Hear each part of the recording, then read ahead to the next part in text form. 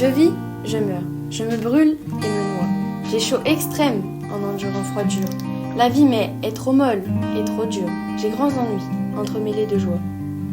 Tout un coup je ris et je larmoie, et en plaisir malgré tourment, j'endure. Mon bien s'en va et à jamais il dure. Tout un coup je sèche et je verdoie. Ainsi, amour inconstamment me mène, et quand je pense avoir plus de douleur, sans y penser, je me trouve hors de peine. Puis, quand je crois ma joie être certaine, et être au haut de mon désiré heure, il me remet en mon premier malheur. Louise Labbé, 1555. En classe de 4e Picasso. Et nous allons vous interpréter Les enfants qui s'aiment de Jacques Prévert. Les enfants qui s'aiment. Les enfants qui s'aiment s'embrassent debout, contre les portes de la nuit. Et les passants qui passent les désignent du doigt.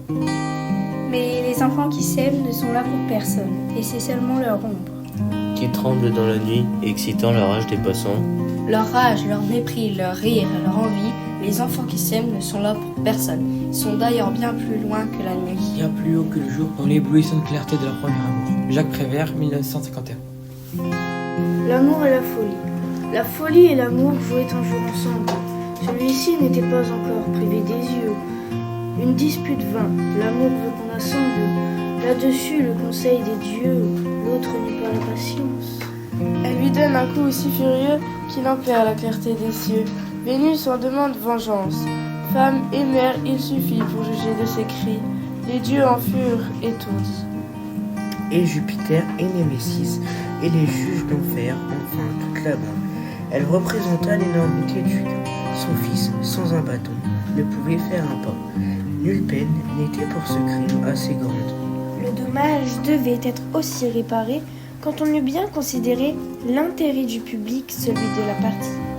Le résultat, enfin, de la suprême cour fut de condamner la folie à servir de guide à l'amour. Jean de La Fontaine, Fable, livre 12, 1694. On va vous interpréter Je vis, je meurs de Louise Labbé. Je vis, je meurs. Je vis, je meurs, je me brûle et me noie. J'ai chaud extrême en endurant froidure. La vie m'est trop molle et trop dure. J'ai grands ennuis entremêlés de joie. Tout en un coup, je ris et je larmoie. Et en plaisir malgré le tourment, j'endure. Mon bien s'en va et à jamais il dure. Tout en un coup, je sèche et je verdoie. Ainsi, amour, inconstamment me mène. Et quand je pense avoir plus de douleur, sans y penser, je me trouve hors de peine. Puis, quand je crois ma joie être certaine et être au haut de mon désiré heure, il me remet en mon premier malheur. Louise Labbé, 1555. Les enfants qui s'aiment de Jacques Prévert. Les enfants qui s'aiment. Les enfants qui s'aiment s'embrassent debout, contre les portes de la nuit, et les passants qui passent les désignent du doigt. Mais les enfants qui s'aiment ne sont là pour personne. Et c'est seulement leurs ombres qui tremblent dans la nuit, excitant la rage des passants, leur rage, leur mépris, leur rire et leur envie. Les enfants qui s'aiment ne sont là pour personne. Ils sont ailleurs bien plus loin que la nuit, bien plus haut que le jour, dans l'éblouissante clarté de leur premier amour. Jacques Prévert, 1951.